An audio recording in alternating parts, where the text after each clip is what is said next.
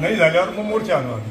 आलं सुरुवातीला पहिलं असं पाणी आलं, मग त्यानंतर असं पाणी आलं, म्हणजे हप्त्याने, त्याच्यानंतर तसं पाणी आलं आणि मग आता फार गटरीचं पाणी यायला लागलं. अजून कोणी काही पोरं आजारी पडतात, सगळे आजारी पडतात, काही त्रास खूप आजारी पडताना पोरं इतकी घाण पाणी यावंसं वाटत नाही अजिबात. आणि एक जीवन आवश्यक आहे. जीवन आवश्यक पाण्यामध्ये जर असं गटरीचं पाणी येत असेल तर मला नाही वाटत का नागरिकांचं आरोग्य सुरक्षित राहील. आज आरोग्याच्या दृष्टिकोनातून हे सगळ्यात मोठं हानिकारक आहे. आणि एक चांगल्या एरियामध्ये ज्याला आपण म्हणतो का सुशिक्षित एरिया आहे त्याच्यामध्ये हे येतं तर बाहेर ठिकाणी काय असं. आज मी म्हणतो सरकार आरोग्यावरती लाखो रुपये खर्च करत नाही, करोड रुपये खर्च करू राहिली. अमृत योजना, ही योजना, ती योजना, मग ही कोणती योजना आहे? गटार योजना आहे का? हे गटर गंग्याचं पाणी जर महानगरपालिका लोकांना पाजत असेल तर योजनाचा काय उपयोग? आज परिस्थिती मालेगाव शहरात 5 दिवसाआड पाणी येतं, कधी 2 दिवसाआड येतं, कधी 3 दिवसाआड येतं, त्याचं नियोजन नाही. कुठलंही ठोस उपाययोजना आज मालेगाव कॉर्पोरेशन वॉटर सप्लायवर करायला तयार नाही.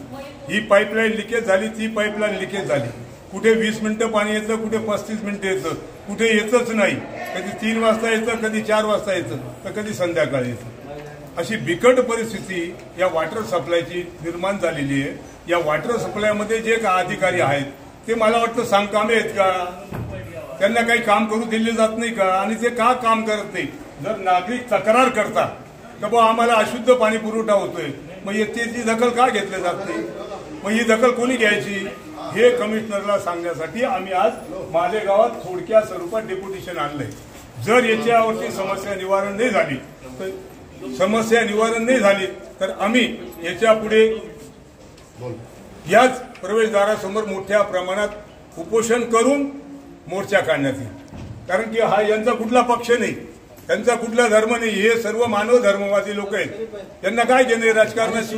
पण अधिकारी यांच्याशी राजकारण करतात. दबाव तंत्राखाली अधिकारी काम करतात का? मग त्यांना सांगण्यात आलंय का त्या एरियात काम करू नका असं? कोणाच्या इशाऱ्यावर या सगळ्या गोष्टी होतात. आता कोणी जर तक्रार करायला आलं, मागे आम्ही अंडा मोर्चा आणला काकूबाईच्या बागेत, पहाटे 3 वाजता पाणी यायचं, कधी 4 वाजता पाणी यायचं. ती समस्या दूर झाली. पण जे लोक आले होते ना त्यांना सांगितलं तुम्ही आमच्या विरुद्ध का तक्रार करता? अरे मग तुम्ही करा कामं, आमचं काय म्हणणं आहे? कामं त्यांनी करावं, ते करत नाही म्हणून नागरिकांना रस्त्यावर यावं लागलं. आणि याच्यात जर न्याय नाही मिळाला तर आम्ही कदापि अन्याय करणार नाही. या अन्यायाच्या विरुद्ध आवाज उठवत राहू आणि उठवल्याशिवाय काही मिळत नाही. आणि या सक्षम अधिकाऱ्यांची ते नेमणूक झाली पाहिजे. कुचकामी अधिकारी नाही पाहिजे, ज्यांना काही कळतच नाही त्याच्यातलं. अहो याच्या अगोदर कोणीतरी अधिकारी होता, त्याने आता तो चार्ज दुसरीकडे देऊन दिला. का बरं दिला? त्याला पगार देत नव्हती का कॉर्पोरेशन? बिनपगारी लोक आहेत का? हे लोकांच्या जीवाशी खेळ चालू आहे. हा खेळ नाही थांबला तर भव्य स्वरूपाचं आंदोलन इथे छेडण्यात येईल. आणि आता कमिशनरला आम्ही जाब विचारण्यासाठी इथे आलोय. कमिशनर काय म्हणता तुम्ही? मला काय म्हणायचं? काय म्हणता तुम्ही? 2 सप्लाय मध्ये आम्ही त्याचं निवारण करू. का 2 सप्लाय पाहिजे? उद्या सप्लाय पेशल सप्लाय थोडा याच्यासाठी नाही सर, नाही सप्लाय मध्ये काही सापडत नाही. याच्यासाठी पेशल सप्लाय थोडा आणि पूर्ण यंत्रणा राबवा. पेशल सप्लाय पाहिजे.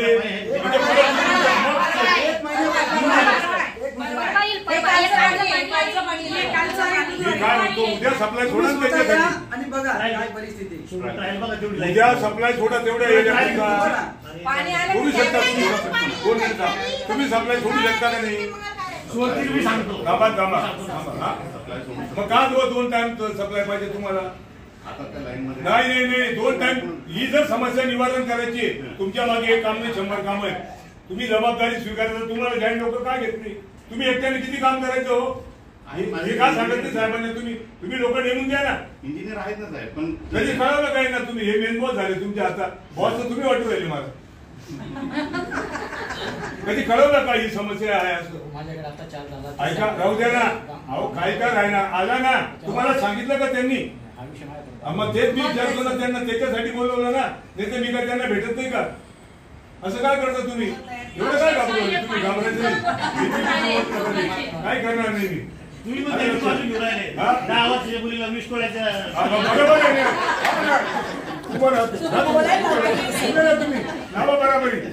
बरोबर आहे ना.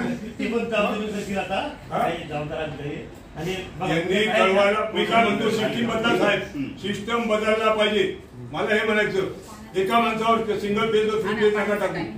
माझं हे म्हणणं आहे. आणि लोक जे आम्हाला शुद्ध पाणी पुरवठा व्हायला पाहिजे, उद्या सप्लाय करा, हे निवारण व्हायला पाहिजे. आणि ह्या महिलांना परत तुमच्याकडे तक्रार करायची संधी देऊ नका. आणि वेळ एकच ठेवा. वेळ रात्री 12ला 2ला 4ला पाणी भरायची. डिस्टर्ब झालं होतं. हो पण तरी अमृत योजनेमध्ये एवढा पैसा आला का बरं दुरुस्ती झाला? कुठे गेली ती योजना? नाही मग ती घडी घडी पाईपलाईन लिकेज होते. ठोस उपाययोजना का नाही वाटत आपल्यावरती? मला हे म्हणायचं ठोस उपाययोजना का होत नाही? ही पाईपलाईन लिकेज 5 दिवस पाणी बंद, ही पाईपलाईन लिकेज 5 दिवस पाणी बंद. अरे काय लावलं याचं पक्षासारखं होऊन गेलं. शिवसेनेत भाजपमध्ये काँग्रेस बदललं की जनता काय लावतोय? त्या टाईमचा एक प्रॉब्लेम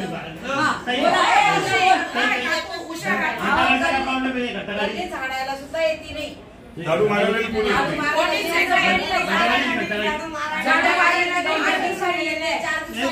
आमच्याकडे तर बिलकुल नाही. आणि ते झालं आता कचऱ्याच्या बादल्या 3 दिवसापासून भरले. रोज गटर पण काढून जातात, गटर पण उचलायला येत नाही, गटर पण साफ करत नाही येत नाही. 8-8 10 दिवस गटरला साफ येत नाही. तुम्ही एकदा ना आमच्याकडे गाडी घाटात चक्कर मारा. मला एकच म्हणायचं साहेबांनी VIP एरियामध्ये लक्ष देण्यापेक्षा सर्वसामान्य लक्ष द्या. अशुद्ध पाणी येऊ देऊ. पाणी पण आम्ही तर पाणी पाजणार होतो कुठे आता दूर तर काय केलं जा तिकडे या सगळे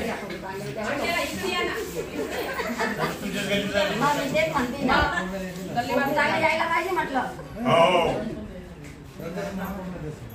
समस्या दूर व्हायला पाहिजे.